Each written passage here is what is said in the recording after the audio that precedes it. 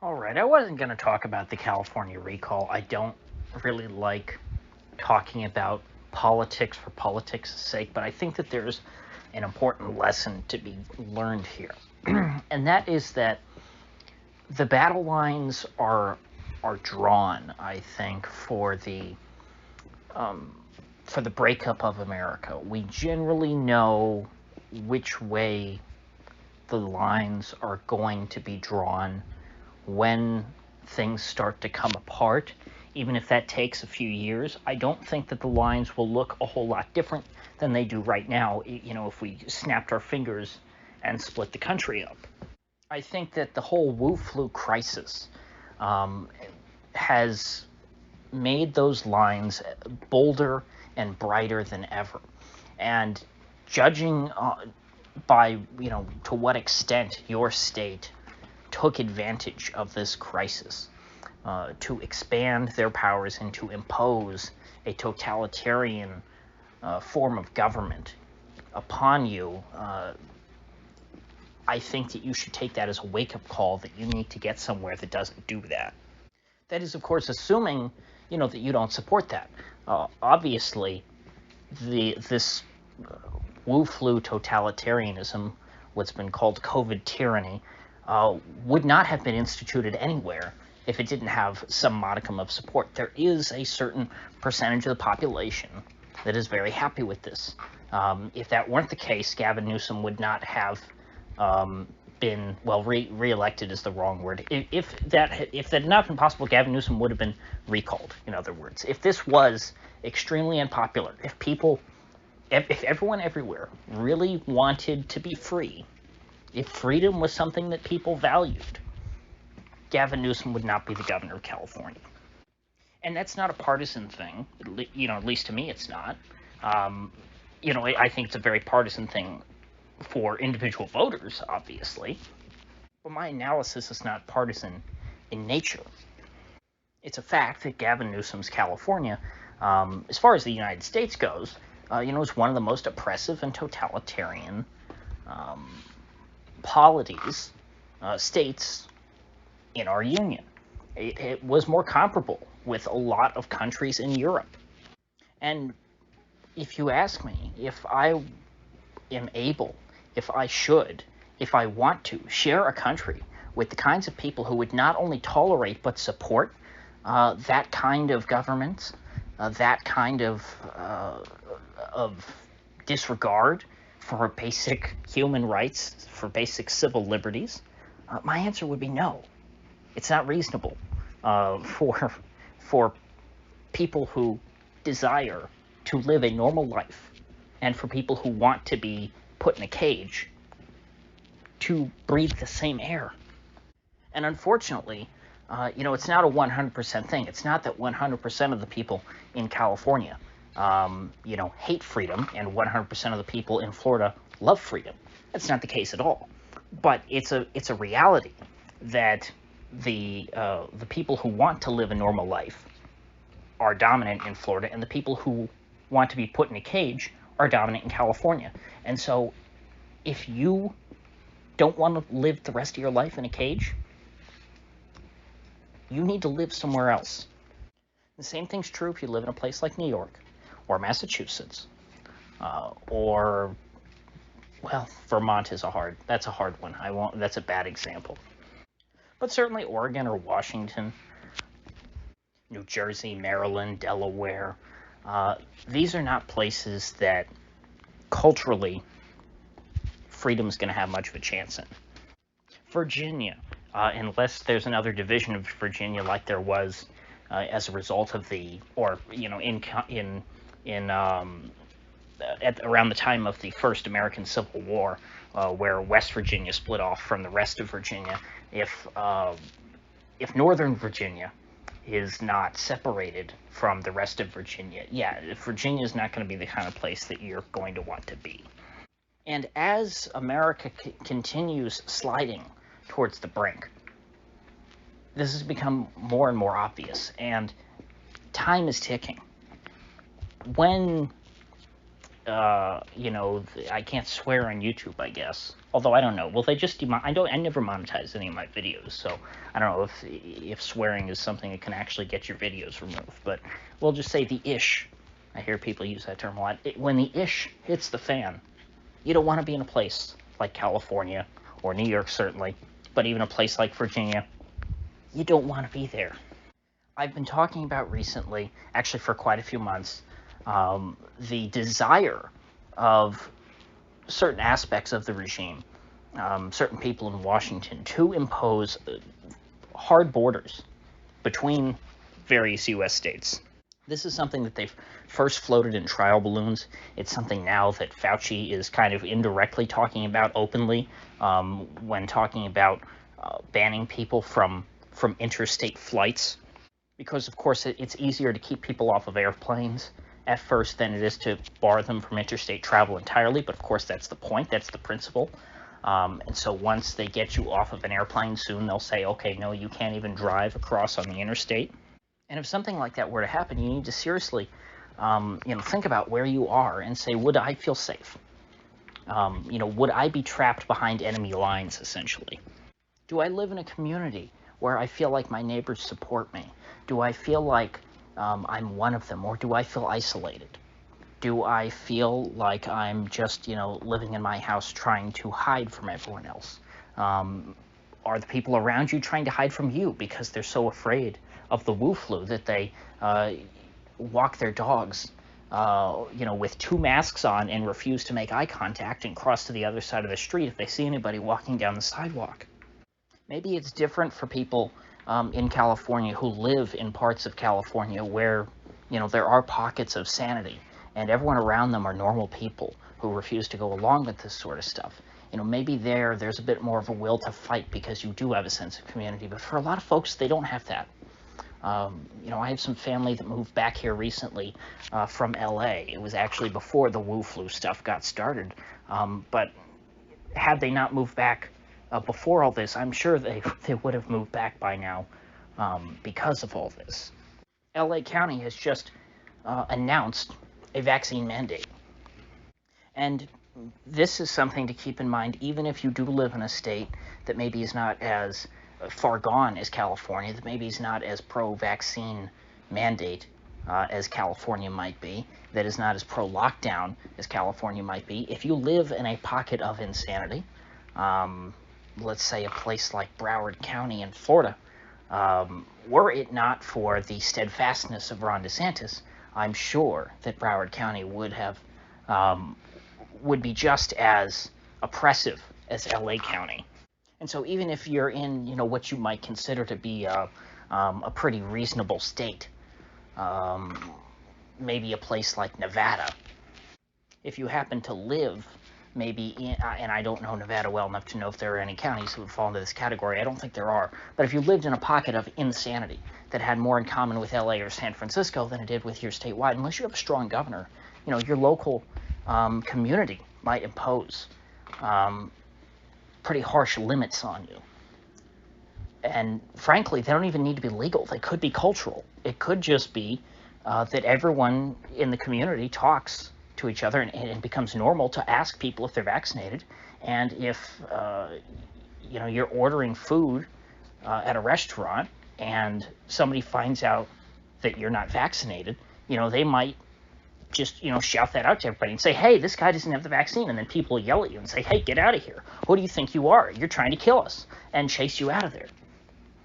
So community is important. It's not just about what the statewide politics are even.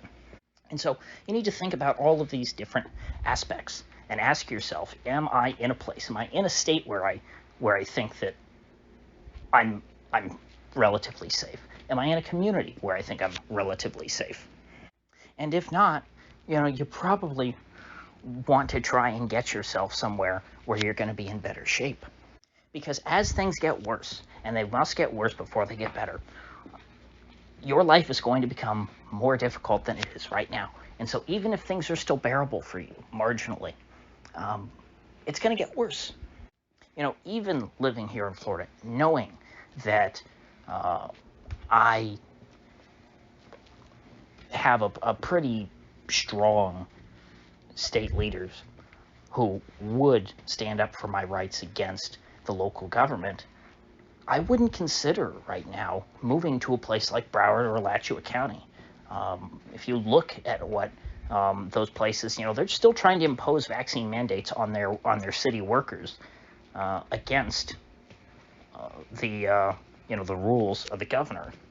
They're still putting their people through quite a bit of pain, and I don't think that all of this is about viruses and people worried about getting sick. This is, from the very beginning, been much more about power and exercising power on your political enemies. In the words of Barack Obama, when you win an election, you need to punish your enemies and reward your friends. Now, if things do continue to escalate, and we do see an imposition of hard divisions between the states, I think that life in these enclaves of insanity, if you're in a sane state, or these enclaves of sanity, if you're in an insane state. For example, if you're in the Central Valley of California, which I believe is part of the state where they have put up a bit of cultural resistance to COVID tyranny. If we were to see the states being cut off from each other through travel restrictions from the federal level, or if the states, really do start, splitting up in other ways, economically, politically, what have you, life will become more difficult there because, those people there will be isolated from, sane people in the rest of America. I don't think that, if we were to start to see the states start to split up, that these pockets of resistance would hold out forever. And the same is true in a sane state like Florida, which has pockets of insanity. If Florida is truly cut off from the rest of the union, like the federal government has pondered in the past, like I believe they are considering right now, I think that the ability of authorities in places like Alachua or Broward County or Palm Beach County would become more difficult, because they too will be isolated from their supporters. They'll be isolated, from the Faucis of the world. And so in that sense, I think that if we see more divisions along state lines, these states will become progressively more homogenized. Of course, that is something that will take time. It's sort of an inverse of what happened after the French Revolution. Before the French Revolution, France had a lot of very distinct regions with regional cultures, regional languages. There was no standard French language. In the decades after the French Revolution, there was a distinct effort by the central government in Paris to sort of standardize France and make it all one blob of France. As of right now, across America, there are pockets of people, essentially in the town and country, all across America. You have, relatively similar dynamics. The people in cities generally are less sane, and the people in the country are generally more sane. And that is more reflective of parallel national cultures. Now, in Florida, that's a little different because, Florida is a very densely populated state, yet we are dominated by, our politics are much more along the lines of what you would consider to be, the country people rather than the city people. But nevertheless, let's just, for the sake of argument, I'll continue to use those two distinctions, rather than red and blue. Although, I try desperately to avoid the terms red and blue, but just in this case, it makes more sense, so I'll put it this way. We have a red culture and a blue culture in this country, broadly speaking. And each state, generally speaking, is going to be dominated more or less by either the red or the blue culture. Florida, where I live, and politics here I generally understand pretty in depth, we're dominated by the red culture, but there are very significant pockets of blue in Florida. It's not a place like, Illinois, where you've got all red counties and then you've got Chicago, one blue spot on the map. But nevertheless, those blue spots are, at the end of the day, they're just spots. They're not able to dominate state politics. And so if the borders between them become a little hard, and we break off from the national red and blue culture, and we end up with just, a state culture, a state political culture, that will be, at least as of right now, for the time being, dominated by the red culture. And therefore, the blue culture will be cut off from its brethren in the rest of the country, and that will weaken it. This will happen in states across America. I think California is a pretty good example of that. I think that if the states become more independent, the red culture in California will be snuffed out. Whatever's left of that in California will be completely smothered. And that's because, without access to the national government, which, has a change in power every few years, Washington goes back and forth from being controlled nominally by the Republicans or the Democrats. People who, live in parts of the country that are dominated by, the opposite party can still look to their national leadership and have, a sense of political hope.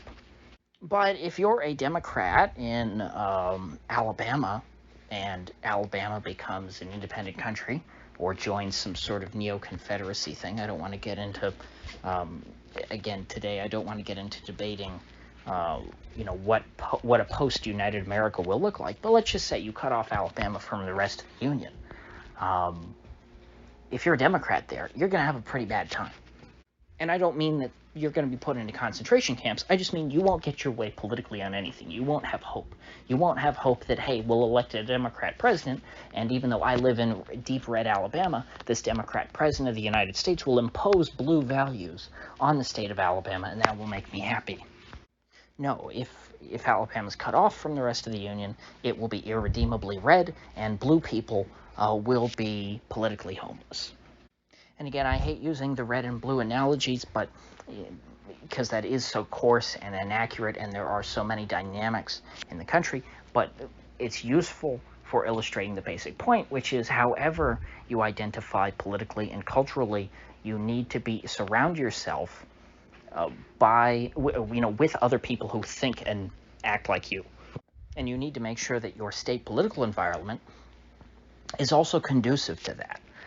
You don't want to be isolated. Again, even if you are isolated in your own community, with a community of like-minded people, things will become pretty tough.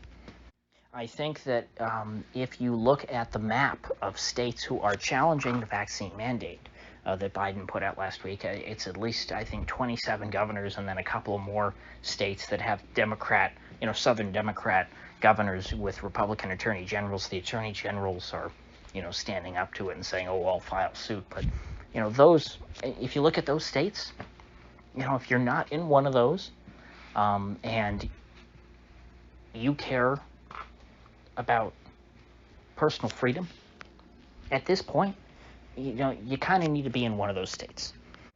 As I've increasingly come to terms with, the Wu flu is not going away, and the enemies of freedom have a policy of trying to completely eliminate the Wu flu, what they call COVID-0. COVID-0 is a fantasy. It's not going to happen. And so as long as they continue to fail, they will continue to accelerate their demands for taking away more and more of your freedoms. And so thankfully there are some places in America, of course there is they're not perfect. They're not all as vociferous defenders of freedom as I would like them to be, certainly. But there are state governments across this country that are willing to put up a fight. And as the fight intensifies, these places are going to be moving towards, a certain level of division. We already see it in terms of, with these vaccine mandates. As of right now, as an unvaccinated person, I'm not welcome in LA County. I couldn't go visit LA. I wouldn't be able to do anything. Heck, I don't even think I could walk around outside without a mask, even though that's not mandated. Culturally, it's, it's expected that everyone wear their mask in 95-degree heat and 110-degree heat. Pretty soon, I won't be able to fly on an airplane. The country is being divided geographically. It's not just, in our heads anymore. I mean, obviously, all division, is a social construct. But those, social divisions are being applied geographically. And again, this is something I chair because I do think that I've been convinced for a number of years now that a division of the American Union was necessary in order to achieve any kind of sustainable political settlement. But we don't want that to turn into the partition of India or the breakup of Yugoslavia, something that's very violent and has a lot of growing pains. People need to make peace with this ahead of time and, get their house in order. Because, heck, if they put in some kind of restrictions on travel, like this flight ban, and perhaps it gets more intense than that, and they even close the roads to the unvaccinated. What are you going to do if you're caught on the wrong side of that line? This is a reality for people in Australia. They have built walls between their states there. And I don't think that the U.S. nationally will ever get as bad as Australia. But we're getting there. I think that in certain pockets, things will get that bad.